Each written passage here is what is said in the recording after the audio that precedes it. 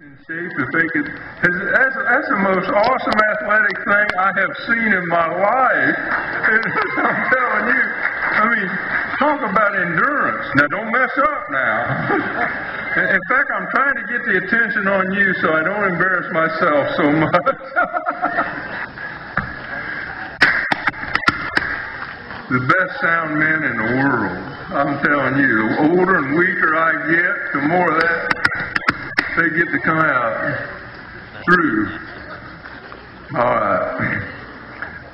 This song's about my great stallion, Ballateer Nazir, and I never had no song wrote about him because he was a stallion, and it's hard to think of words that rhyme with what stallions are good at.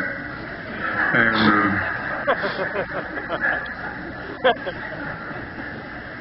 standing around looking pretty is a hard meter to follow in a poem. Yeah, it doesn't scan real well. You know, men, a lot of people claim that men think the world revolves around them.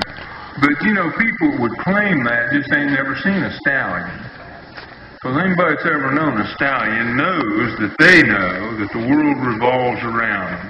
And every stallion has mares, if he's lucky.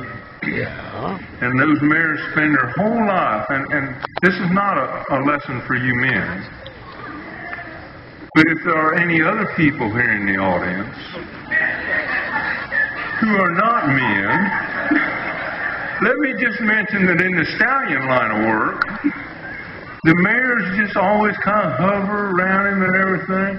And occasionally, like, if they're not in the mood, they just give a little kick. Gently. Mares almost never have a headache, which accounts for the fact that stallions, if you've ever seen that beautiful grill they have, always have kind of a smile on their face. And I've always said, you know, I admire a man of any species that enjoys his work, but it's hard to find people that likes their work better than them that's in the stallion line of work. And so I had to write this song about him, Ballateer Nazir. And he still has two sons. I still have two of his sons, and they're still alive. One of them's 29, one of them's 30. And I felt real sad about a month ago because one of his sons had to have one of his eyes sewed shut, the eyelid, because he'd lost a little nerve damage. But the thing was, he couldn't feel it, and once that eye was shut, he just felt better. And now he's a 29-year-old guy that thinks, man, if I could have just been shutting this eye all along. And I love the way he looks at the world, you know, because horses can only see out one side of their head, and so you know if he's looking at you. Yeah, I like that about it. Anyways, Ballateer Nazir was 22 years old. I should have. If I could have just found my way out of Philadelphia last night, I could remember stuff. He was in his early 20s when he won the Liberty class at the Kentucky Horse Park. Never been won before or since by a horse older than 3. So I wrote this song about him just to tell kind of how much pride he had. And you can play along if you'd like. If you just don't know really how to ham bone, you can do the honky ham bone. And you can keep the beat with your foot. And if you know how to ham bone, you can do the Negro ham bone and keep the beat with this foot. Nothing to it. And if you feel lucky, you can do them both. Notice that each foot has to keep the beat of the hand that it is behind. This is the kickoff.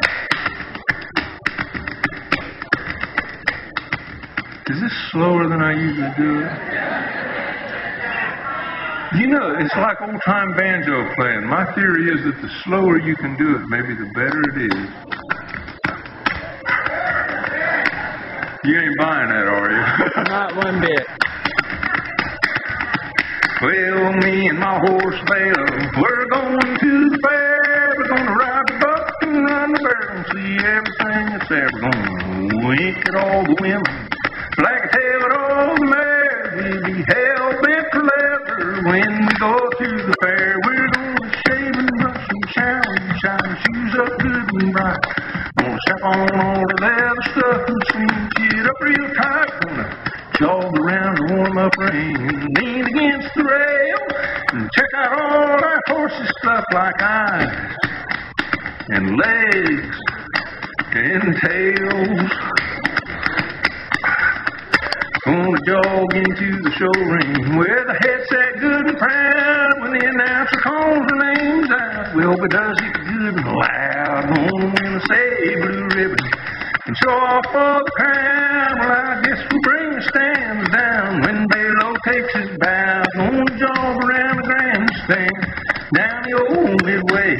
I'll be munching popcorn while Balo's chomping hay. Gonna find ourselves a saddle or something cute on either side, and then me and my horse Balo might just join for a ride.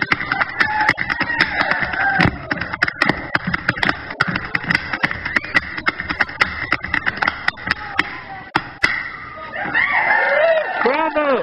Oh, man.